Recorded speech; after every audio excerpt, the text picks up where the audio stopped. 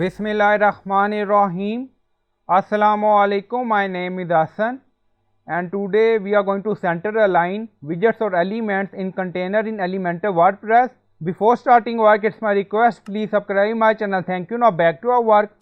So we are using logo and menu, and you see widgets or element is not center aligned. Now go to Elementor header. So this is our container. So click on edit container. On left side you see layout, style, advanced. In layout you see multiple options and scroll down, then you see align items. So we are going to center align widgets or element within container. Now you see center, so click on it. Now you see position move, click on update. Now update done.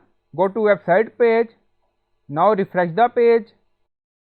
Now you see both widgets or element center align in Elementor WordPress.